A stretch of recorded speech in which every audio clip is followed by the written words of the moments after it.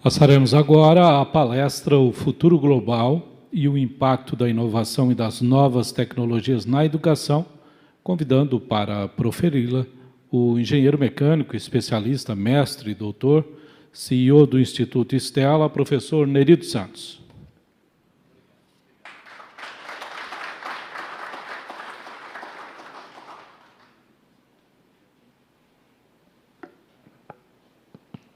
Obrigado, pessoal. Primeiramente, agradecer o gentil convite do professor Walter, cumprimentar o meu parente, o Genésio Mendes. O Genésio era parente do meu falecido pai, então, satisfação revê-lo, Genésio, a todos os empresários que aqui estão, professores, pessoal do setor do comércio, também, que já fez referência. No almoço, a gente já conversou um pouco com o Jean, com os dois Jeans, na verdade, ali nós tínhamos uma dupla de Jean, e também com o professor Walter. E duas coisas que, preliminarmente, eu gostaria de dizer. A primeira coisa que eu tenho sempre salientado nas minhas palestras é o seguinte: não dá para construir o novo com as ferramentas do velho. Isso é fundamental. E o que é mais importante, se a gente fizer da mesma forma, a gente vai ter os mesmos resultados. Então, em primeiro lugar, a gente tem que utilizar novas ferramentas e temos que fazer diferente.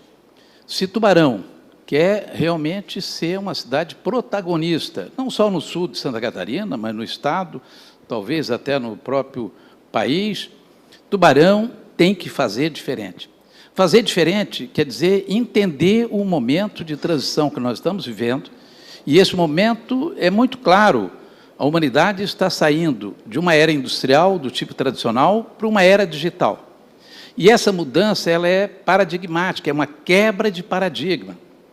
E aí o Jean fez referência, inclusive, a uma figura que eu vou mostrar para vocês, que foi desenvolvida por dois colegas da Universidade de Harvard, que eles dizem o seguinte: olha, de fato, no desenvolvimento da humanidade, sempre a tecnologia e a educação fizeram uma corrida.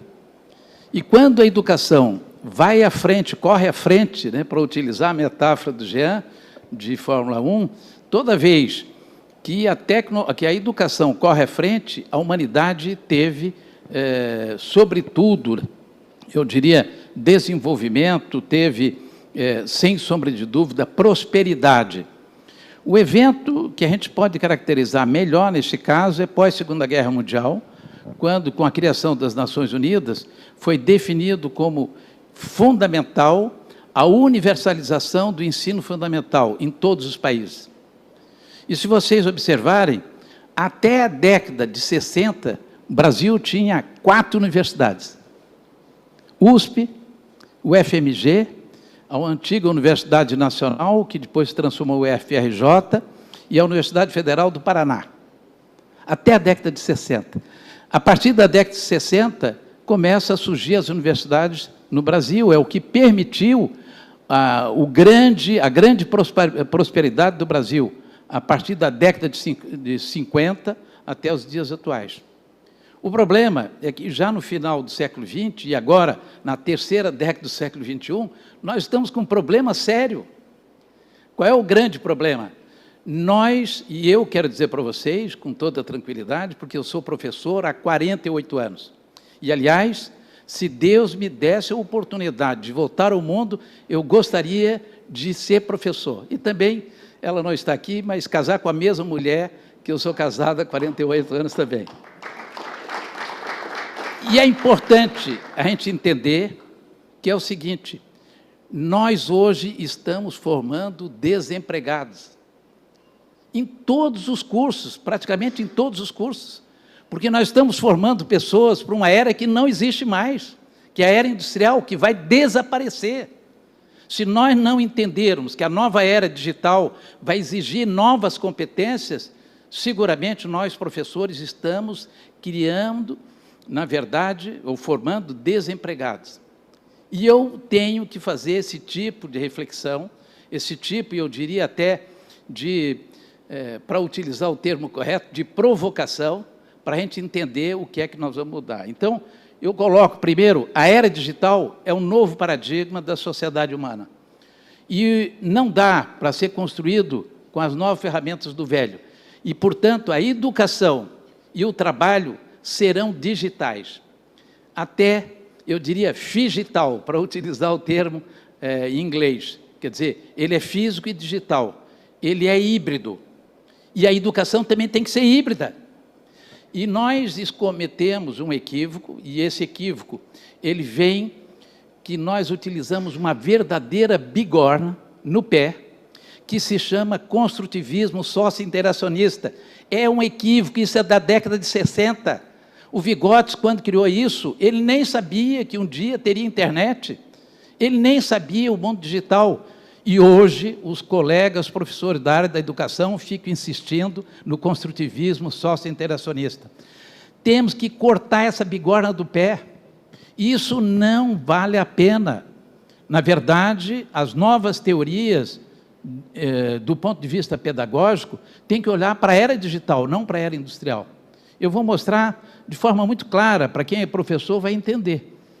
Então, rapidamente, é claro que o Jean já me falou, né, que eu só teria 2 horas, então, em 2 horas vai dar para eu apresentar tudo, mas eu vou procurar resumir aí em 30 minutos. São 8 temas que eu gostaria de focar com vocês. Primeiro, fazer uma rápida contextualização da transformação digital, que eu sempre gosto de fazer, para a gente entender como a transformação digital está atingindo todos os setores da atividade humana. É inexorável. Mas eu não gosto de transformação digital. Deus eu ler. Ela vai atingir, de qualquer forma. Então, não dá para a gente ficar escondido. A transformação digital, ela já vinha em curso antes da pandemia, e a pandemia, única e exclusivamente, acelerou a transformação digital. Ela fez uma aceleração significativa. Vou falar um pouquinho disso que o Jean já fez referência, corrida entre tecnologia e educação. Vou fazer algumas retrospectivas históricas, só para vocês entenderem também e a gente se colocar. Mas, desde já, eu quero dizer para vocês o seguinte: o ser humano queria conhecimento de 2 formas. Nós queríamos conhecimento pela razão e pela experiência. Essa discussão, ela é filosófica desde da Idade Média, né? Quem pacificou isso foi um grande filósofo alemão chamado Immanuel Kant. Os racionalistas diziam o seguinte, que o ser humano só adquire conhecimento utilizando a razão, a sua capacidade sensorial, a sua capacidade perceptiva, a sua capacidade cognitiva. E isso é que nos permite, na verdade, criar conhecimento. E é verdade, mas não é só por aí. Grande parte, ou a maior parte do conhecimento que cada um de nós tem, nós adquirimos na prática fazendo. Esse conhecimento, ele não é um conhecimento de natureza declarativa, é um conhecimento de natureza procedural. Ele é um conhecimento que é incorporado, ele fica incorporado, ele não fica na nossa cabeça. E, consequentemente, esse conhecimento ele é adquirido pela experiência. Quanto mais experiente eu sou, mais conhecimento eu adquiro na prática fazendo. E esse conhecimento é que nos permite levar à intuição. E eu vou fazer referência nisso um pouquinho mais à frente. Então, eu vou falar da história da evolução do conhecimento, para a gente entender isso. Vou fazer também referência à história da evolução da educação, para vocês verem como nós ficamos ancorados nessa bigorna chamada construtivismo socio-interacionista. Temos que acabar, dar um basta.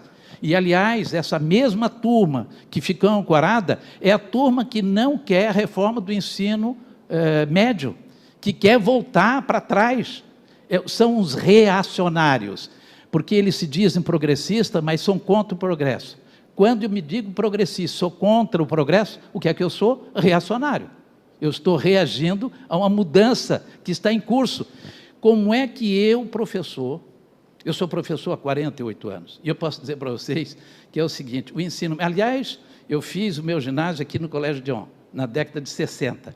Aliás, como sempre, um excelente colégio. Já na década de 60 era um bom colégio.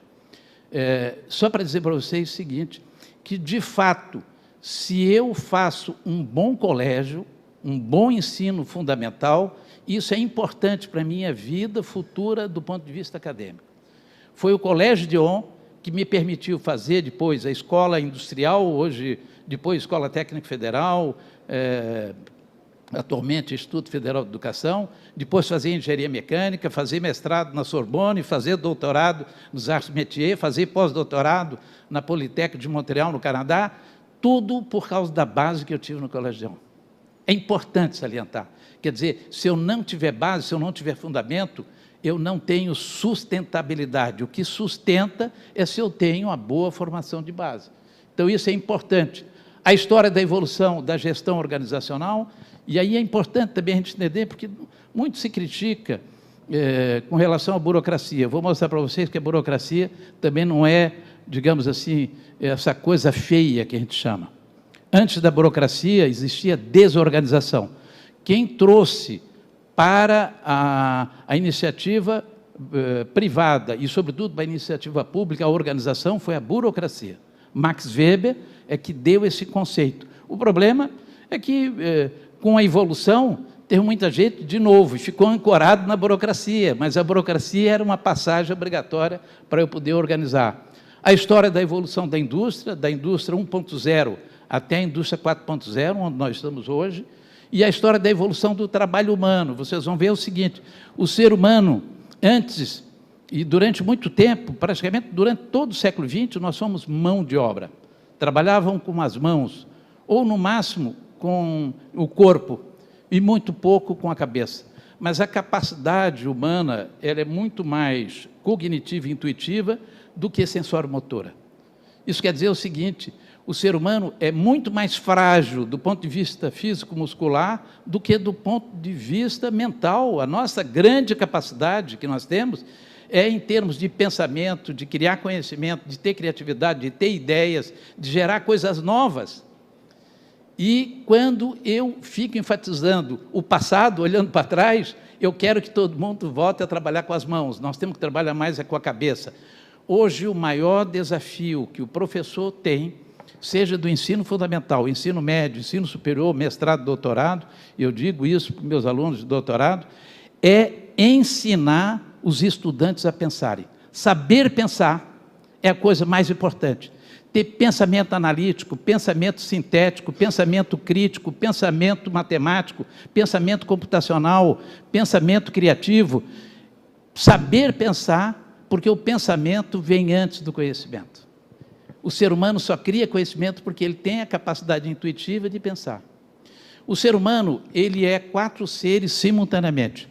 Nós somos um ser sensório-motor, físico-muscular, nós somos um ser mental, para utilizar o termo mais amplo, mental envolve, né, o sensorial, o perceptivo, o cognitivo, o mnemônico e, evidentemente, o psíquico também. Mas nós somos também um ser social, nos relacionamos, vivemos em sociedade, em família, em sociedade. E, acima de tudo, nós somos um ser espiritual. Isso é que a gente tem que entender. As máquinas vão ultrapassar a capacidade cognitiva humana de processar informação e transformar em conhecimento. Mas as máquinas nunca serão seres espirituais, nunca serão seres intuitivos. As máquinas nunca terão ideias, nunca serão criativas, né?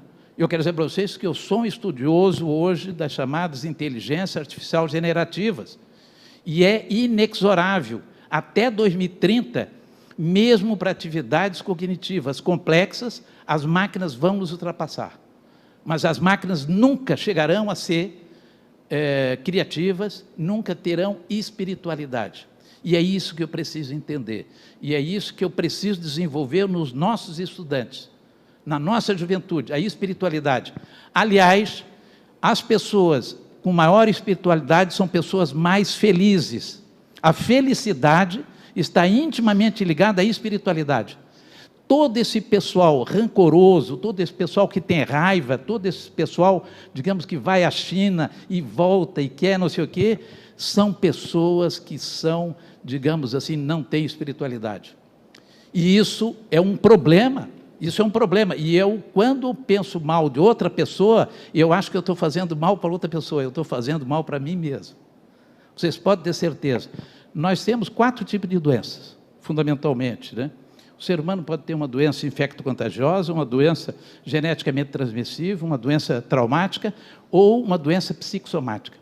70% das doenças que nós temos são psicossomáticas. Isso quer dizer o seguinte, o Manezinho da Ilha resume isso numa frase muito tranquila. Quando eu fico encasquetando, aí eu estou literalmente roubado. Aquilo que eu penso, nós somos 3 coisas simultaneamente. Nós somos o que nós comemos, nós somos o que nós fazemos e nós somos, sobretudo, aquilo que nós pensamos. Se eu pensar que eu sou titica, com toda certeza eu serei. Então, isso é importante, é espiritualidade, é isso que muda o comportamento das pessoas, o comportamento de uma instituição, de uma organização e, sobretudo, de uma determinada sociedade. E aí eu já quero fazer uma proposta para o Fernando, da Câmara de Dirigentes Logísticas de Tubarão. Tubarão tem uma grande oportunidade, Fernando. Nós temos que ser a cidade do Natal, fazer o melhor Natal do Brasil. Fazer um Natal utilizando a rede ferroviária, fazer um negócio assim extremamente importante, dinamizando para fazer. É esse aí. Isso muda, é referência, passa a ser referência. E passa, todo o Brasil vai falar de Tubarão. Olha, Tubarão tem o melhor Natal do Brasil. O que é que nós vemos, por exemplo, em Pomerode? A melhor Páscoa do Brasil é em Pomerode. O maior ovo de Páscoa do mundo está em Pomerode. Pois bem, nós vamos fazer o melhor Natal do Brasil. Outra coisa importante é a evolução do trabalho humano, então, essa ideia de que trabalhar com a cabeça e não com as mãos, e, finalmente, as profissões do futuro, que eu também vou fazer referência rápida. Isso aqui só para dizer para vocês o seguinte, isso é uma metáfora, dizer o seguinte, transformação digital é um furacão. Ela está atingindo todos os setores da atividade humana. O primeiro setor foi de mídia e entretenimento, depois vocês vão ver, tem 3 cores aqui, laranja, azul claro e azul escuro. Começou primeiro no setor de mídia e entretenimento, depois setor de varejo, telecomunicações, serviços e produtos tecnológicos, depois serviços financeiros, as chamadas fintechs, né? Vocês vejam o Nubank, hoje com valor de mercado, chegou a ultrapassar o Bradesco e o próprio Banco Itaú, agora está um pouco mais abaixo, mas todos esses bancos digitais, o próprio Bradesco, só para vocês terem uma ideia, o Bradesco já tem um banco digital que se chama Next. O Next já tem mais de 14 milhões de clientes. Até 2030, e vocês vão se lembrar, dizer, olha, o professor Neri falava isso, até 2030 o Bradesco desliga o bancão Bradesco e vai ficar só com o Next. Por quê? Porque é o banco que eles estão ganhando dinheiro, que eles vão ganhar dinheiro. O banco tradicional vai desaparecer, porque o banco tradicional é da era industrial. E aí, depois, vocês observem que o primeiro setor, azulzinho, claro, que está sendo atingido, é a educação. Só que nós temos, na educação, hoje, 3, eu diria, tribos convivendo. Temos a tribo dos chamados nativos digitais, a turma que nasceu pós-93, 95, no caso do Brasil, com a internet. Todo mundo que nasceu depois da internet são chamados nativos digitais. Todo mundo que, evidentemente, nasceu antes, ele pode ser um convertido digital. E nós temos muitos colegas convertidos digitais, em todos os níveis educacionais, ensino fundamental, médio e superior. Mas, sobretudo, no ensino superior, nós temos os chamados refratários digitais. É uma turma que é do contra. É uma turma refratária, que é reacionária, porque eles entendem que isso é coisa do capitalismo, porque o capitalismo internacional que está, digamos... Bobagem, meu Deus do céu! A tecnologia, ela se desenvolve desde que ser humano é ser humano, e ela vai continuar se desenvolvendo, e pior ainda, em velocidade cada vez maior. Em menor espaço de tempo, nós vamos ter mudanças significativas. E o nome Inoversa Sul tem um intermédio que não foi salientada pelo professor Walter e nem pelo Hildo, que é o metaverso. Até 2030, a internet, o www, ou web, vai se transformar no metaverso. Tudo vai ser metaverso. Então, na verdade, é o seguinte, a gente tem que entender, se eu não entender isso, eu efetivamente não entendi coisa alguma. Então, nesse sentido, só para dizer para você rapidamente que transformação digital, de fato, nós até agora só vimos uma dimensão da transformação digital, um fator-chave, que se chama tecnológico. Tudo que se chama digitalização. Isso não é a transformação digital. É simplesmente, digamos assim, a primeira etapa da transformação digital.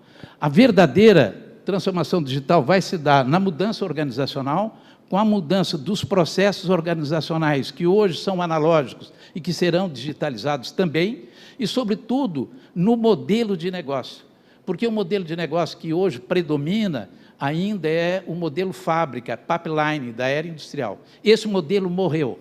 O novo modelo é baseado em plataformas digitais. O Colégio de EON vai ser uma plataforma educacional.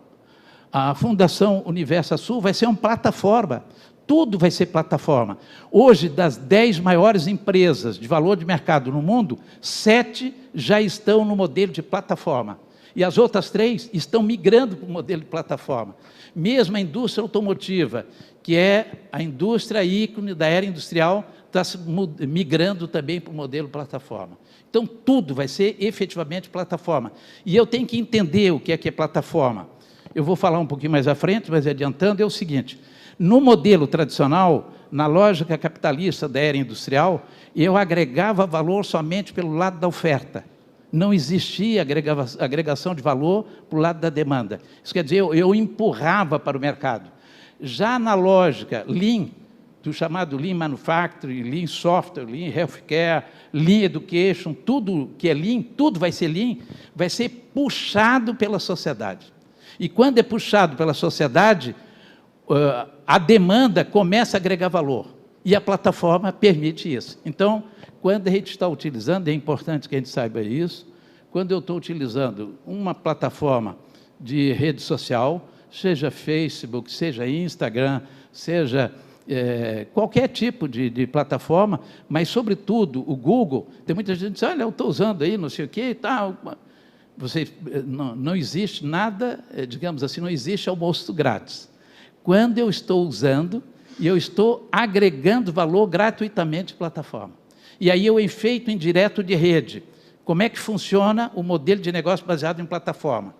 Quando eu sou demanda, eu agrego valor pelo lado da demanda, usando aquela plataforma, e aí a plataforma separa o cliente do usuário. O usuário usa e não paga. Quem vai pagar é o cliente.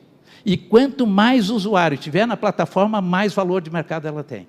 E por isso que a gurizada pede o seguinte, me dá o link, me dá digamos assim, o likezinho aqui, aplica no sininho. Por quê? Porque ele precisa ter, digamos assim, uma visualização e que passa a ter um valor, porque depois de 1 milhão, 2 milhões de seguidores, aí eu passo a ter uma valorização de mercado e eu começo a receber recursos. Então, esse é um fato importante que é da era digital, agregação de valor pelo lado da demanda. E, finalmente, a questão social, porque transformação digital é um fenômeno, acima de tudo, digamos que está influenciando a vida e os aspectos da vida humana e está mudando a sociedade. Só que isso está acontecendo, a era industrial levou praticamente 200 anos. Até final do século XVIII, nós vivíamos ainda predominantemente numa era rural. Aí começa a primeira Revolução Industrial, com a descoberta do vapor, depois a segunda Revolução Industrial, com a descoberta da eletricidade, a terceira Revolução Industrial, com os dispositivos microeletrônicos, e a quarta Revolução Industrial, com os dispositivos chamados cyberfísicos. Se vocês observarem, é o seguinte, isso levou 200 anos. Só que agora a era digital vai ocorrer em 10 anos. Então é o seguinte, o impacto é muito maior. 200 anos foram, na verdade, é considerado uma geração 80 anos. Praticamente 3 gerações, né, passaram, então houve tempo para a humanidade se adaptar. E agora, em 10 anos, a nossa geração, ela está sendo impactada, evidentemente, a chamada geração, digamos assim, a geração Z, a geração mais recente, né, os nativos digitais, esses não vão ter grandes problemas. Só que nós temos dificuldade. Né? Nós sabemos usar digamos assim, um smartphone. Mas, se vocês observarem, nós não utilizamos 10% das funcionalidades que tem no smartphone. A mesma coisa, se eu pensar, qualquer tipo de dispositivo tecnológico, né, a maioria não utiliza as funcionalidades que tem. Só para vocês terem uma ideia, essa é a evolução, digamos assim, que nós tivemos de 85 até os dias atuais. Se vocês observarem, né, a Web 1.0, que foi o Web do acesso, a 2.0, que foi a Web da interação, a Web social, e a Web 3.0, que é a chamada Web semântica. Agora, nós estamos na Web 3.0, a Web semântica. E isso vai até o final dessa década. Em 2030, nós vamos ter a chamada Web 4.0, que é a Web pragmática. Para quem é da área de letras, sintaxe, olha só, sintaxe, semântica e pragmática é o tripé da linguística, da linguagem natural. A hora que eu dominei isso, eu dominei a inteligência artificial. Então, é o seguinte, aí a inteligência artificial, chamada aprendizagem de máquina, e, sobretudo, chamada Deep Learning, que é a aprendizagem profunda, vai ser imperativa em todos os setores da atividade humana. E o que é, para a gente entender, Deep Learning, aprendizagem profunda? Piaget dizia o seguinte, a gente pode aprender de duas formas. A gente aprende por assimilação e por acomodação.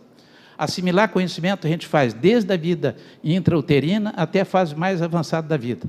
Né? Por exemplo, o ambiente, né? A temperatura, está frio, está quente, está bonito, está feio, tudo isso que a gente faz é reconhecimento de padrão. Eu tenho um padrão, todos nós temos, e o tempo todo a gente fica fazendo reconhecimento de padrão.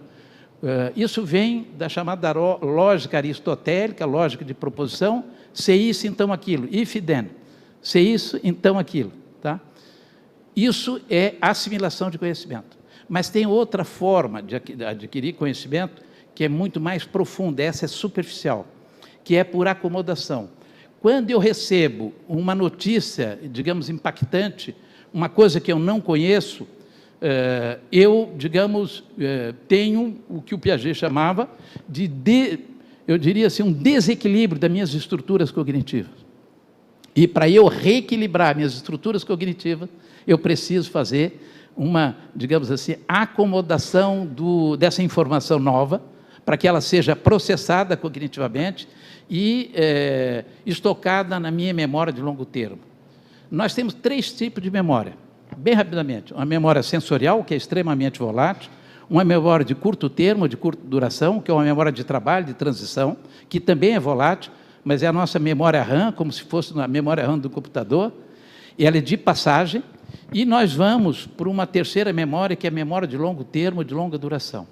A memória de longa duração, ou de longo termo, nós temos lá 2 tipos de memória, uma memória semântica e uma memória episódica.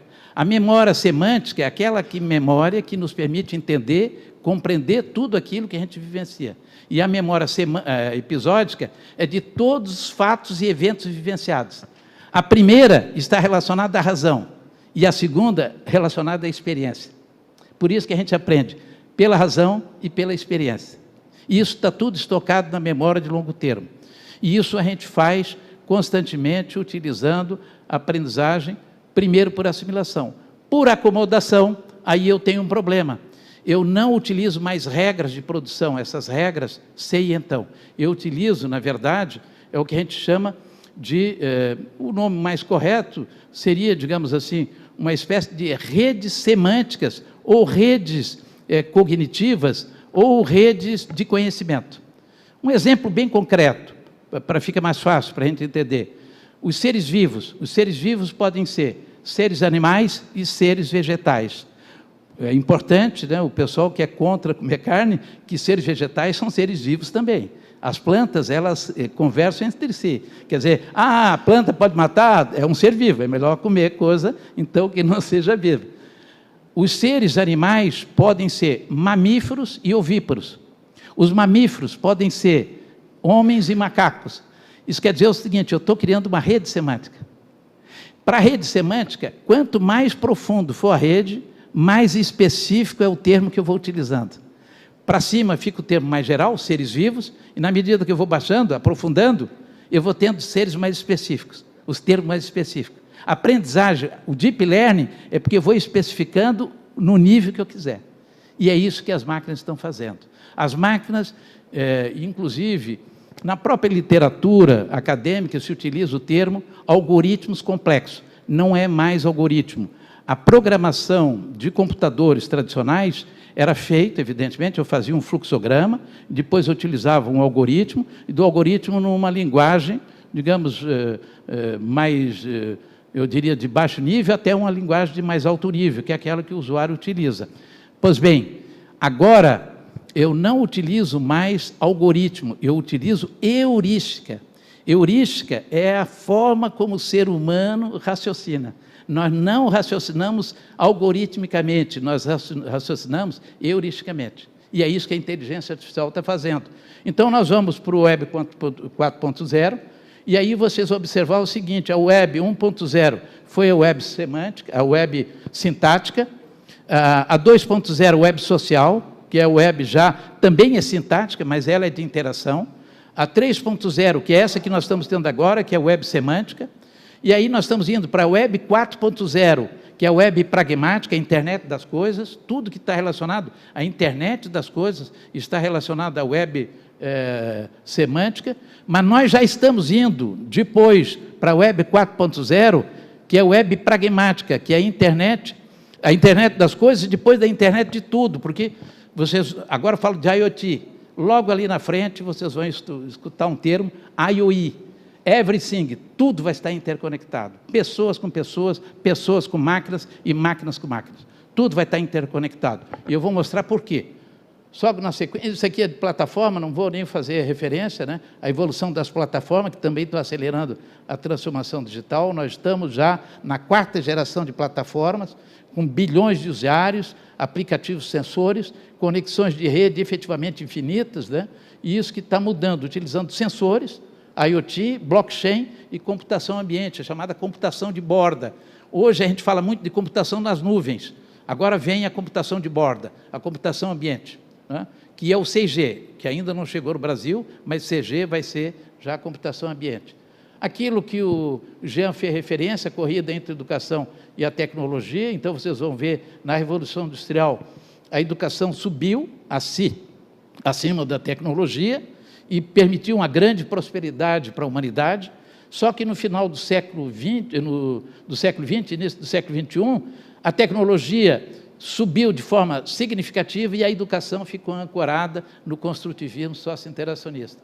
Se nós não sairmos desta bigorna, vocês podem ter certeza que o Brasil está literalmente perdido. Ninguém no mundo desenvolvido utiliza mais construtivismo socio-interacionista. É só Venezuela, Cuba, países atrasados, Nicarágua, Coreia do Norte, tudo que existe de ruim no mundo está ancorado nessa bigorna. E para lá que tem alguém querendo nos levar. E, de fato, a gente tem que dizer, não, nós não queremos isso. E outra coisa importante, aqui é a evolução do conhecimento. Se vocês observarem, essa é a história do conhecimento. Eu não vou perder muito tempo aqui, mas eu vou deixar a apresentação, depois o Hildo compartilhar com quem tiver interesse, né? E aí vocês vão ver o seguinte, vamos levar para onde está indo, né? Nós estamos indo, primeiro, para plataformas digitais, olhando lá no primeiro quadrante superior esquerdo, estamos indo para a governança de ecossistemas, como o Jean já fez referência, em termos de processo de informação, performance cognitiva, tudo que diz respeito à avaliação de desempenho, e processo de trabalhos também, os ecossistemas. Isso aí mostra, digamos, toda a evolução do conhecimento da humanidade até os dias atuais. E aqui está a história da evolução da educação. Lá atrás, pós-Segunda Guerra Mundial, a teoria de aprendizagem que foi utilizada, desenvolvida pelo Watson e depois pelo Skinner, foi o comportamentalismo, o behaviorismo, que baseava numa coisa simples. O que é que a indústria precisava? Mão de obra, saber fazer. Foi isso que o behaviorismo enfatizou, tá? Saber fazer. Aí depois veio a reação cognitivista, já na década de 60, o cognitivismo enfatizou o saber, que também é importante. E aí também surge o chamado construtivismo, que é o saber conviver. Isso tudo é importante, mas isso ficou no século XX. No século XXI, é o conexionismo e a neoaprendizagem. é saber pensar e, sobretudo, saber conectar, porque tudo vai estar interconectado. E se a juventude não souber pensar e não souber conectar, ela está literalmente perdida, ela não vai ter emprego, porque os empregos vão exigir, como vocês vão ver, esse tipo de competência. E aí, vocês observam o seguinte, isso aqui é só para colocar os domínios de aprendizagem, que antes era o saber fazer, né, o sensório motor, cognitivo e afetivo, e agora entrou o espiritual, que é o saber pensar. O ser humano é, acima de tudo, um ser espiritual. Antigamente, os domínios de aprendizagem eram 3, o Heart e Hand, cabeça, coração e mãos. O cognitivo, o afetivo e o sensório motor. Agora, o mais relevante é o espiritual, é o intuitivo. O ser humano, antes de tudo, é um ser intuitivo. E isso é importante. E a intuição é que nos permite levar a chamada inovação contínua. Eu ser criativo de forma contínua. Para isso, aqui só para essa figura mostrando, né, que é uma evolução. Então, quer dizer o seguinte, que saber conectar essa indústria 5.0 que já está se falando, é uma tendência, eu estou ampliando o meu repertório em termos de aprendizagem. Se eu fico ancorado na bigorna construtivista e interacionista, eu não evoluo, eu não consigo acompanhar. Esse é o problema. E aqui, só para colocar essa espiral virtuosa do conhecimento, né, e a aprendizagem agora é baseada por competência, e para eu adquirir competência, evidentemente, eu tenho que saber pensar, eu tenho que saber fazer e saber conviver. Quer dizer, mas isso de uma forma sistemática e contínua, né? Eu tenho que interconectar tudo isso. E aqui está a evolução da educação, não vou perder muito tempo também, tá? Mas só salientando que nessa educação 4.0, isso é fundamental, a ideia é promover a integração de uma epistemologia conexionista, baseada em métodos de neoaprendizagem ativa e ambientes de aprendizagem com tecnologia como IoT, inteligência artificial, blockchain, entre outras tecnologias. Isso quer dizer o seguinte, e é isso que eles estão contra, que no ensino fundamental a criançada tem ensino de robótica. Isso é idiotice. É digamos, ser contra o progresso. O problema é o seguinte, essa juventude que hoje está no ensino fundamental, quando eles estiverem formados no ensino superior, o robô vai fazer parte da vida deles. Se eu sou contra hoje, imagina amanhã. Como é que eu vou interagir com o robô? E eu quero dizer para vocês o seguinte, todos nós que estamos aqui nessa sala, vamos ter um robô e vamos, inclusive, conversar com o robô. Tá? Isso quer dizer o seguinte, o robô vai fazer atividades sensório-motoras e de baixa e até de média exigência cognitiva até 2030. E, portanto, a maioria de nós vamos conviver com isso. O que é que nós devemos repensar na educação? Tudo. Devemos repensar o ensino, devemos repensar a aprendizagem, devemos repensar os estudantes e repensar o suporte. Tudo tem que ser repensado. Em termos de ensino, as nossas crenças são ancoradas na era industrial. Nós temos que desindustrializar a nossa cabeça. Temos que digitalizar a nossa cabeça. Temos que pensar digitalmente, não analogicamente. Segunda coisa, temos que mudar as nossas teorias. Teoria construtivista, sócio-interacionista, bote no lixo. Isso não serve mais. Paulo Freire, bote no lixo. Isso não serve mais. Não adianta, quer dizer, quando vem um idiota defendendo Paulo Freire, volta lá para a década de 60, cara. Lá ele era protagonista importante, mas é do passado, désolé. Não adianta, vamos olhar o futuro. Eu quero o futuro para a nossa sociedade, para os nossos filhos, eu quero voltar no passado. Tem muita gente que quer voltar no passado, pois eu digo para vocês o seguinte, eu cheguei em Florianópolis na década de 60. Não tinha Beira-Mar Norte, só tinha a Rua Bocaiúva, onde eu moro.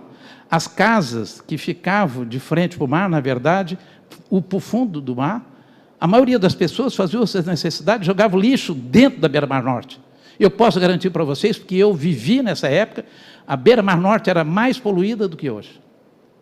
Mas o pessoal, eles escondem. Não, era melhor antigamente. Então vai para antigamente, cara, pega o voo de volta e vai para antigamente.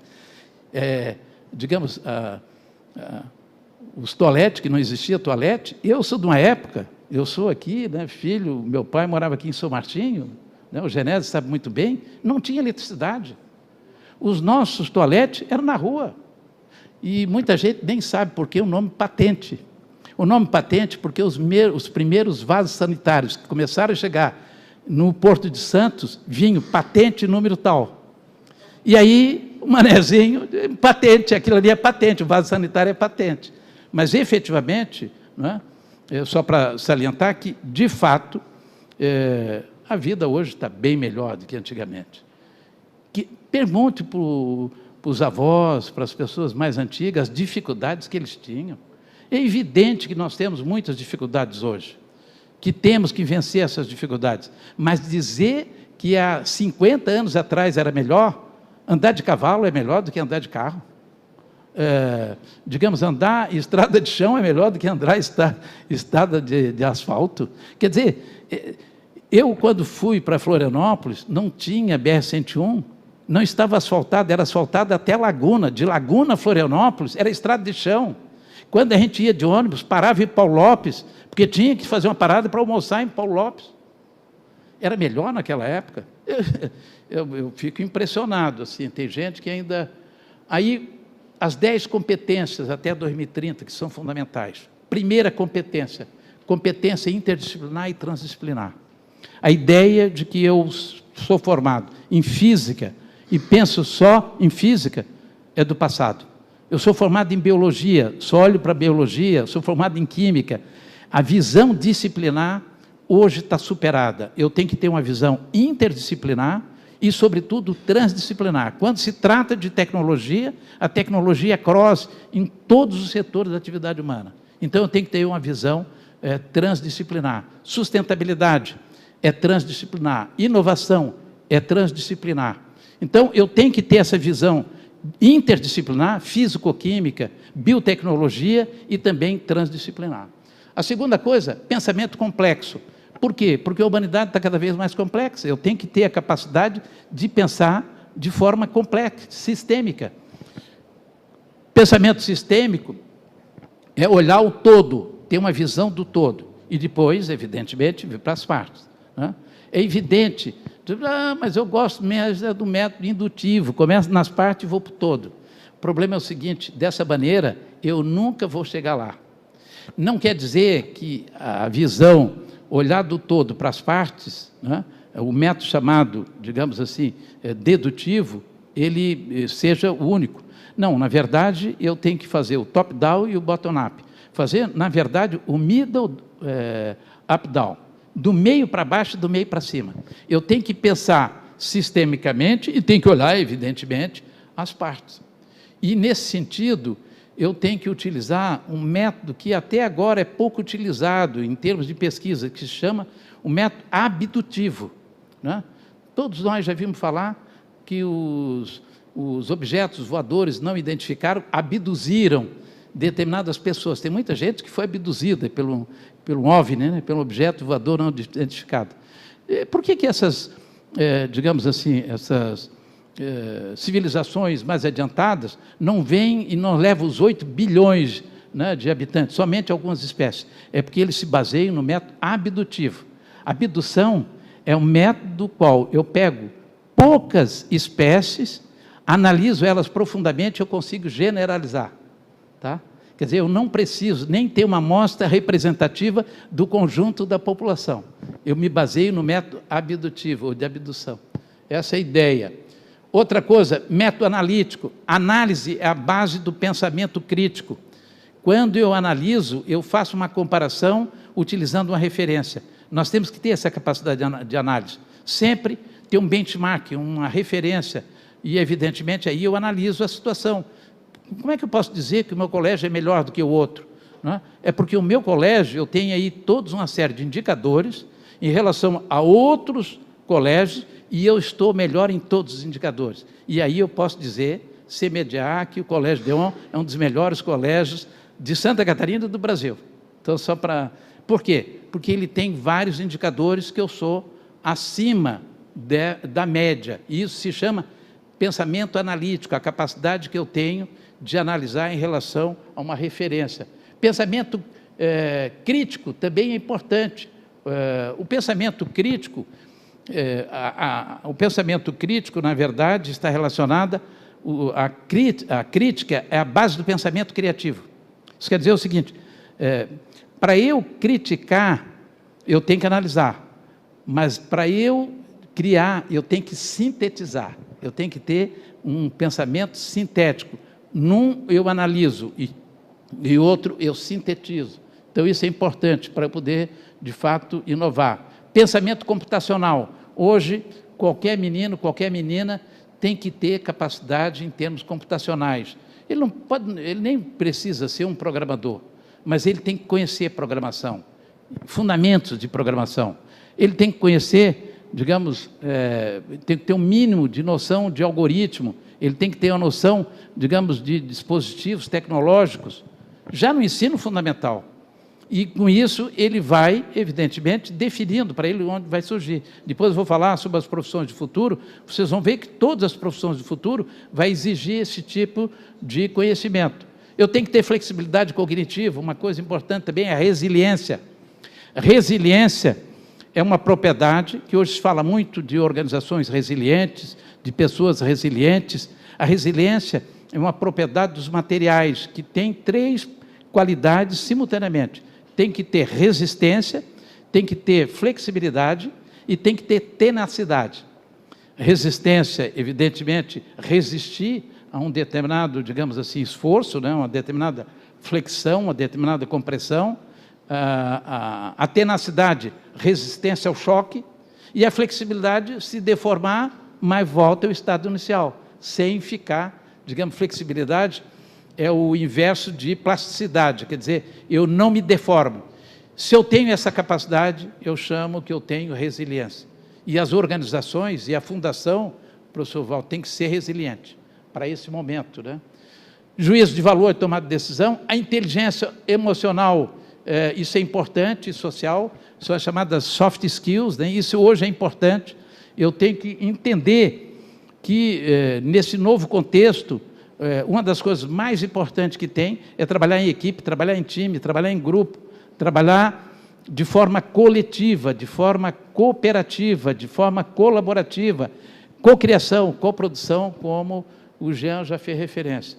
E, finalmente, competências digitais e letramento digital. Isso também vai ser imperativo. Quem não tiver essas competências vai ter dificuldade de inserção no mercado de trabalho. Aqui, só para falar dessa evolução da gestão organizacional, a burocracia trabalhou com a eficiência, né, que foi onde a engenharia industrial se desenvolveu, Taylor, Fayol, tempo de métodos e movimentos. A ideia fundamental era melhorar a eficiência, fazer mais com menos. Pós Segunda Guerra Mundial, parte dos recursos, inclusive, de pessoas, né, jovens, que acabaram perdendo a vida durante a Segunda Guerra Mundial. Então, havia uma grande falta de recursos. Eu tinha que trabalhar com eficiência. E aí a burocracia respondeu essa necessidade. Década de 70 é a época da eficácia. Fazer mais e melhor com menos. Fazer mais com menos, mas melhor. Melhorando a eficácia da organização. Quando surge a norma ISO 9000, que era justamente a norma da gestão da qualidade. Década já no final dos anos 90, início do século XXI, a organização 3.0, que é a efetividade. Eficiência e eficácia, eu olho para dentro da organização. Efetividade, eu começo a olhar para fora, começo a olhar para a sociedade. Isso quer dizer o seguinte, o quanto eu estou sendo efetivo de entrega, né, atendendo às expectativas e, sobretudo, surpreendendo os meus clientes, os meus usuários, a sociedade. Quer dizer, e nesse sentido, norma ISO 30.401, que é a norma de gestão do conhecimento. É quando surge a gestão do conhecimento. Pois bem, agora nós estamos na organização 4.0, que é a organização inovadora, é a Inoversa Sul, uma organização que é inovadora, metaverso e voltada para o Sul. E nesse sentido, relevância, gestão da inovação, a ISO 56002. E aí eu estou procurando ser relevante. Então é o seguinte, olha, para dentro, eficiência e eficácia. Fazer mais com menos, fazer mais com menos e melhor, fazer mais com... E aí olhando para fora, fazer mais com menos, melhor entregando as necessidades e a expectativa dos clientes, dos usuários, do cidadão. E quando eu chego na relevância, é fazer mais com menos, melhor, atendendo às necessidades, mas, sobretudo, surpreendendo, melhorando a vida do cidadão. Um poder público municipal, seja a nossa Câmara de Vereadores, a Prefeitura Municipal, é quando ela muda a vida das pessoas. Aí ela está sendo relevante para aquela comunidade. E é nesse sentido que eu acho que a Universo Sul tem que trabalhar também de ser relevante para a região sul e particularmente para Tubarão.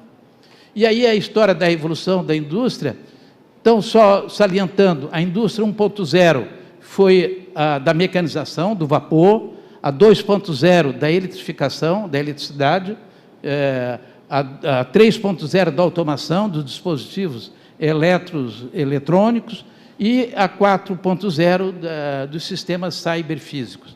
Toda essa evolução, ela tem uma característica, é claro, que foi durante 200 anos, levou muito tempo, né? E a gente vai se adaptando. Mas, objetivamente, é o seguinte, a indústria moderna, que não tiver no foco da indústria 4.0, ela está literalmente roubada. Ela não tem capacidade competitiva no mercado internacional. E, nesse sentido, é importante salientar que o agronegócio no Brasil, nos últimos 20 anos, o Brasil teve o maior aumento de produtividade do agronegócio. Não tem China, não tem Coreia, não tem Singapura, não tem Estados Unidos. O Brasil é o maior país produtivo no setor de agronegócio. Por quê? Porque nós melhoramos a produtividade do campo. Nós utilizamos, olha só, são 5 coisas fundamentais. Primeiro, agricultura de precisão, agricultura de baixo carbono, agricultura irrigada, agricultura não utilizando mais controle químico, mas controle biológico de praga e, sobretudo, gestão. A gestão chegou no campo. Nós transformamos os produtores rurais em empresários rurais. Isso fez com que nós tivéssemos a maior produtividade do meio rural do mundo.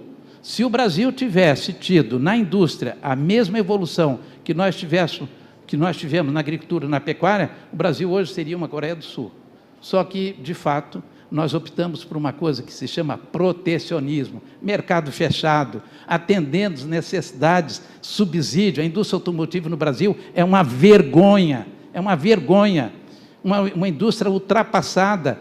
Tudo aquilo que os países desenvolvidos não querem mais, aí vem para cá sendo produzido aqui. E o que é pior, agora eles só querem vir para produzir de novo carro popular. Aquilo que Itamar fez com relação ao Fusca, eles estão querendo voltar de novo. Ao invés de a gente evoluir, nós estamos involuindo. Toda uma involução, não é? Que é um atraso, quer dizer, ao invés do Brasil avançar, nós estamos retrocedendo. E é um retrocesso que vai nos causar prejuízo lá na frente, porque nós perdemos competitividade. Esse é um fato inexorável. Outra coisa importante aqui, só para vocês saberem o que é esse negócio de rede saber física, né? Aqui tem inteligência artificial, aprendizagem de máquina, todos os negócios inteligentes, as grandes plataformas, digamos, de base de dados, a internet das coisas, como é que tudo isso está interconectado? Então, não vamos perder muito tempo nisso aqui. Inteligência artificial, só para dizer para vocês que inteligência artificial é um conceito mais amplo do que a chamada aprendizagem de máquina, e dentro da aprendizagem de máquina que está a aprendizagem profunda, então o chamado Deep Learning. E essa é uma evolução das tecnologias que nós vamos ter. Se vocês observarem, vocês vão ver o seguinte, olha, 2007, nós tivemos computação nas nuvens, os dispositivos móveis, tudo que nós estamos utilizando aí de smartphone, aí vocês vão ver todas as redes sociais e Big Data. Essa curva S é a chamada curva do desenvolvimento, tá? Em termos de inovação. Aí, em 2015, nós começamos com essa história de inovação contínua, basicamente, a inteligência artificial, a IoT, blockchain e as interfaces naturais. Tá? Isso, nós chegamos já, isso aqui 2020, 2023, nós estamos por aí. Nós vamos entrar no final dessa década na chamada autonomia, onde o que é que nós vamos ter? Os sistemas autônomos, automóveis autônomos, os dispositivos eletrodomésticos totalmente autônomos, com aprendizagem de máquina e aprendizagem profunda. Nós vamos, por exemplo, fazer programação, digamos assim, eu estou chegando em casa, eu já posso, à distância, né, com o meu dispositivo móvel, eu já aciono um forno elétrico, porque tudo isso vai estar interconectado. E vai estar interconectado por causa do aumento do número de sensores. Vou mostrar para vocês depois. Aí vamos ter a computação quântica. Computação quântica, diferentemente da computação atual, que é baseada em 0,1, que é chamada computação binária, ela é baseada em spins. Isso quer dizer o seguinte, a quantidade de possibilidade é infinita. Não é mais 0,1, não é binário, é infinito. E o quântico é porque eu não vou utilizar mais os chamados microchips, ou chamados microprocessadores, baseado em sílica. Eu vou utilizar baseado, na verdade, em produtos orgânicos. E já está desenvolvido em termos de laboratório, mas vai ser amplamente utilizado, né, dispositivos, os microprocessadores baseados em ameba. E aí aquela brincadeira que a gente diz hoje, pô, tu tem cérebro de ameba? Eu quero dizer para vocês o seguinte, os dispositivos microprocessadores baseados na ameba são simplesmente 500 vezes mais velozes do que o microprocessador mais veloz que nós temos hoje. Tá? Então, isso é uma revolução que é a chamada computação quântica. É a computação baseada em spins, não mais a computação binária, né, do 0 e 1. E, da mesma forma, a computação cognitiva. Computação cognitiva é o seguinte, todos os programas serão desenvolvidos não mais utilizando os chamados algoritmos, o pessoal tem utilizado o termo algoritmo complexo, mas tudo baseado em heurísticas, da mesma forma como o ser humano raciocina. Quer dizer, tudo vai ser heuristicamente programado. E isso é o que se chama de programação cognitiva. E a chamada integração biodigital. E aí, só para salientar, Genésio, nós todos que estamos aqui, até o final dessa década, vamos ter dispositivos eletrônicos incorporados. Por exemplo, eu tenho um problema cardíaco, eu vou ter um chip incorporado, o meu médico cardiovascular, ele diz o seguinte, Neri, vem rapidamente porque tu estás, digamos, com grande probabilidade de ter um infarto do miocárdio. Isso quer dizer o seguinte, eu vou ser monitorado à distância, porque eu vou ter dispositivos totalmente incorporados. E isso vai ter um efeito significativo no prolongamento da vida do ser humano, nessa próxima década, de 30 para 40, por exemplo. E isso vai melhorar não só a expectativa de vida, mas também a qualidade de vida. Só para dizer para vocês, hoje nós temos 80 bilhões de sensores instalados no mundo. Mas, segundo a Cisco, que é uma das grandes empresas do setor, diz que 99,4% das coisas que podem ser conectadas ainda não estão. A previsão é que até o final dessa década, até 2030, nós vamos ter no mundo 800 bilhões de sensores. Sensores de tudo. Sensores de presença, sensores de velocidade, sensores acústicos, sensores luminosos, sensores de tensão, de pressão, de velocidade, de fluxo, tudo vai ser monitorado por sensores. Sensores e atuadores. E esses sensores, só para vocês terem uma ideia, em 2003 era 008 em relação, digamos assim, ao número de habitantes. O planeta tinha 6,3 milhões de habitantes e 500 milhões de sensores instalados. E em 2018, o número de pessoas conectadas, né, dispositivo conectado, de pessoas se igualaram. Em 2010, já tinha 6,8 bilhões de pessoas no planeta, 12 bilhões,5 de dispositivos, digamos, de sensores. E agora nós temos hoje 8 bilhões de pessoas no planeta, 80 bilhões já de sensores. Então, tudo vai ser sensoriado. Isso tem dois problemas, ou melhor, uma é solução, outra é problema. A solução é que nós vamos ter uma vida mais segura, nós vamos ter mais segurança pessoal, inclusive comunitária, sobretudo contra, digamos assim, roubos, contra, evidentemente, a criminalidade, né, que no Brasil ainda é muito elevada. Mas nós vamos ter um grande problema, nós vamos perder a nossa individualidade. A individualidade, porque tudo vai ser monitorado. Então, aquilo que era íntimo, deixou de ser íntimo, aquilo que era reservado, porque vai ser monitorado. mas esse é um fato inexorável. Tá? Aqui a história da evolução do trabalho. Na indústria 1.0, o trabalho era sobretudo físico, habilidade manual, resistência física, que era exigido do ser humano. Na 2.0, o trabalho era mais físico do que cognitivo, mas já existia uma certa exigência cognitiva. No trabalho 3.0, com a automação, sobretudo com a entrada de robôs nas linhas de produção, o trabalho já passou a ser mais cognitivo e menos físico, a disciplinaridade, especialização profissional, e atualmente o trabalho é mais intuitivo do que cognitivo, aprendizagem ágil, resiliência, e transdisciplinaridade. Essa nova tendência dos sistemas cyberfísicos. E aí, para terminar, as profissões do futuro. Se eu não tenho, digamos, um filho jovem, o meu filho mais jovem tem 36 anos, já está aí, ele acabou se interessando pela filosofia, fez mestrado, doutorado de filosofia, como o professor Maurício sabe, e o outro aí seguiu o pai e foi para a engenharia. Mas eu não tenho, digamos, filho jovem. Mas se eu tivesse, eu diria o seguinte: primeiro, engenharia biomédica. Vai ser a profissão do futuro, engenharia biomédica. Infelizmente, em Santa Catarina não tem curso de engenharia biomédica. A PUC do Paraná tem esse curso, é fundamental. Hoje é o profissional mais demandado nos Estados Unidos, em engenharia biomédica. Segundo, cientistas de dados, ciência de dados. Ciência de dados é uma evolução significativa, porque o número de dados vai aumentar com os sensores, e eu vou precisar de um profissional para fazer o tratamento desses dados. Então, cientista de dados, análise, ciência de dados é extremamente importante. O planejador de cidades humanas, inteligentes, sustentáveis. Esse cara, ele não é um arquiteto, ele não é um engenheiro, ele não é um profissional de computação, ele tem que ter conhecimento de tudo. Ele tem que ser um planejador de cidades inteligentes. Então, nesse sentido, é o seguinte: cidades mais inclusivas, cidades mais tecnológicas e cidades, digamos assim, mais sustentáveis, com menos, evidentemente, problemas com a descarbonização, como se diz. Outra profissão, projetista de realidade virtual, metaverso. Metaverso vai dominar. Tem muita gente que diz o seguinte: porra, que mancada do Facebook. Esperem o que está vindo aí. Tá? A partir de 2025, vocês vão conhecer o que é o metaverso. A internet vira metaverso.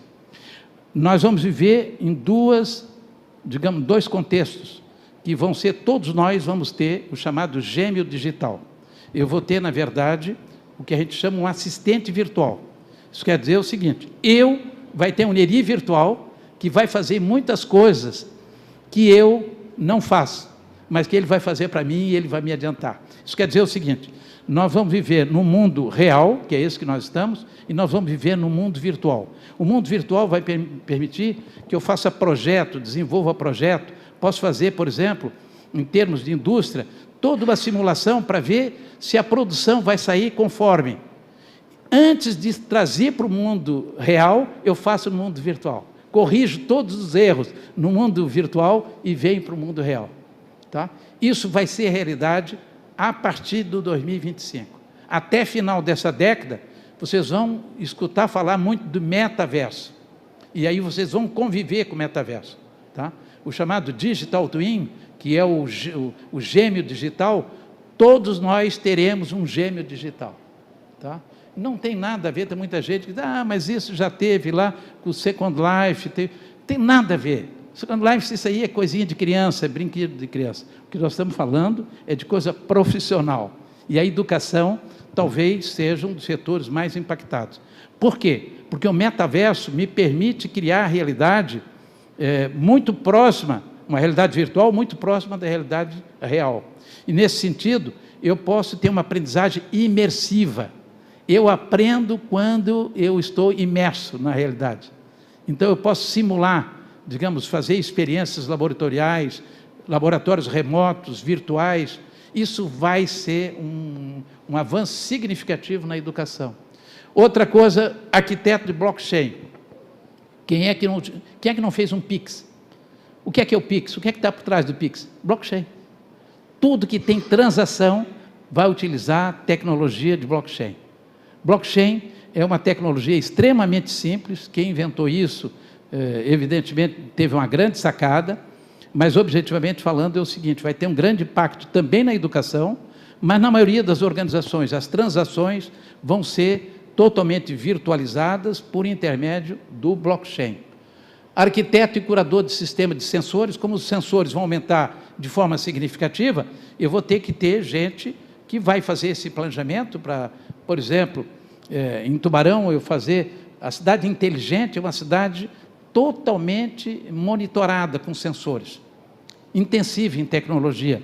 E, evidentemente, isso vai gerar muitas oportunidades para muitas startups. E, nesse sentido, também é importante salientar, digamos assim, que eu preciso não só um arquiteto, um indivíduo que faça o planejamento, todo o projeto, mas alguém que faça a curadoria, que faça o acompanhamento.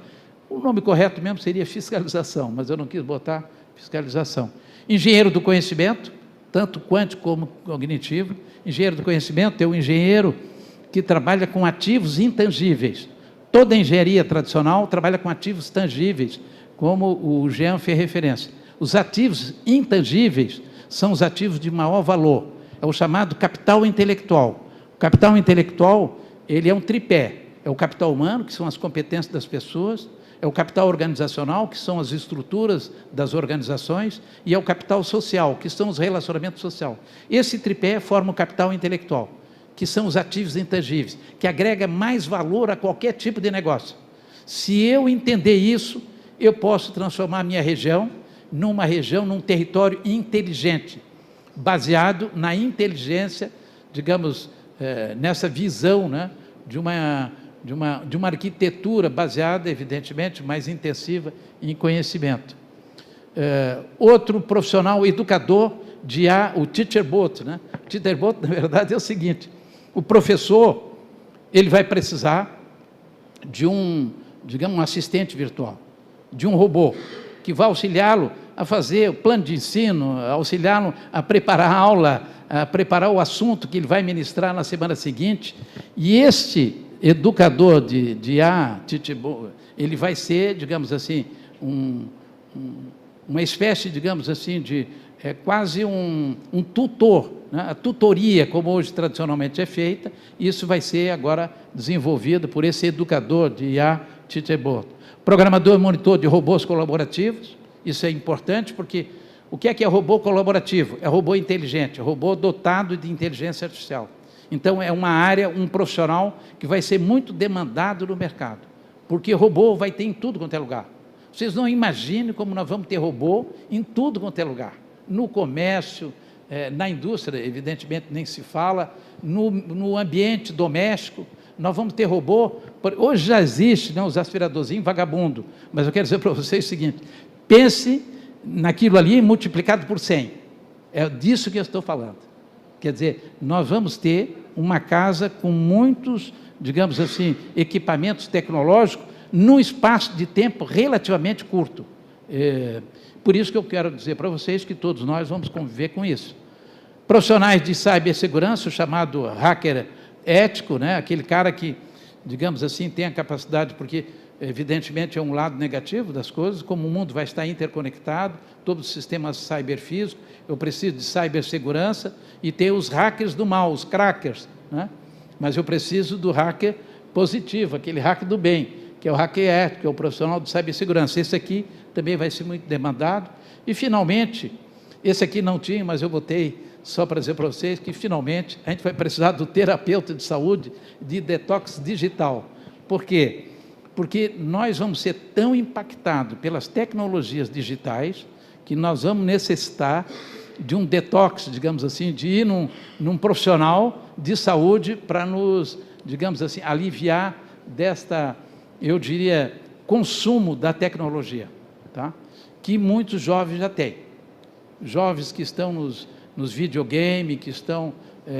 e esse é um problema, porque hoje eles estão sendo, de alguma forma, consumidos por algumas redes extremamente nefastas, né? Inclusive desses ataques em escola nos Estados Unidos, já tem muito disso, né? Está vindo para o Brasil, infelizmente, também, né? Isso não tem nada de ideológico, isso é uma bobagem quando tem alguns digamos, jornalistas mal informados, que diz que é questão de ideologia. Não é questão de ideologia, é questão de família. Na verdade é o seguinte, quem lê Gramsci vai ver.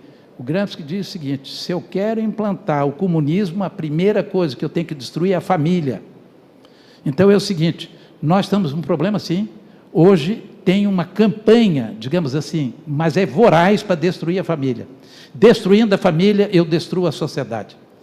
E eles estão fazendo isso de forma sistemática. E esse é um problema, porque na verdade é o seguinte, tem muitos jovens que têm, digamos assim, pai e mãe separados, que pode ter uma separação, o meu filho é separado, por isso que eu tenho problema na família, digo para vocês. Mas eu quero dizer o seguinte, as crianças, elas sofrem muito com a separação dos pais. E aí vocês imaginem o seguinte, fica uma semana com o pai, outra semana com a mãe, não tem um ambiente familiar, esta criança tem sim um problema que acaba levando na sua vida futura. E evidentemente, digamos assim, essas bolhas na internet, nas redes sociais, acabam capturando essas crianças, e essas crianças ficam muito sujeitas a esse tipo, digamos assim, de sugestão, né? Como tem ocorrido nos Estados Unidos, na Europa menos, mas agora está chegando no Brasil, né? Está chegando no Brasil. E, evidentemente, isso nós temos que tomar providência, porque senão fica impossível depois de controlar mais. Mas, evidentemente, a educação, ela começa sobretudo na família. A escola não pode ter a responsabilidade de educar eticamente e moralmente as crianças. Isso é questão familiar. Se a família não educou, essa responsabilidade não pode ser nossa. Nós, educadores, não podemos ficar, digamos assim, dando aquela educação ética e moral que é de natureza familiar. Isso não nos cabe. Nós queremos formar cidadãos e, acima de tudo, profissionais para a sociedade. Nós não podemos ficar com a responsabilidade que é da família. E tem hoje, um problema muito sério, né? E por isso também, sobretudo, claro, não é o caso do Colégio Dion, mas mesmo em colégio de ensino fundamental e médio, que crianças são extremamente agressivas com os professores. Inclusive, nas periferias de São Paulo tem acontecido muitos casos de jovens, né, sobretudo no ensino médio, que vão agredir professoras e professores, né? E isso, convenhamos, não tinha na nossa época. Quando eu fiz, digamos assim, não existia, né? E não existia porque a gente respeitava os professores. Nós tínhamos o maior respeito pelos professores. E hoje isso se perdeu muito, né? Então, se perdeu porque ele não teve educação em casa e ele vai para a escola sem essa educação de casa e, evidentemente, o professor não tem lá essa responsabilidade. Nós não somos os pais, nós somos os professores, é outra coisa. Então, só para dizer, para terminar. Pessoal, muito obrigado pela atenção. Valeu aí pela...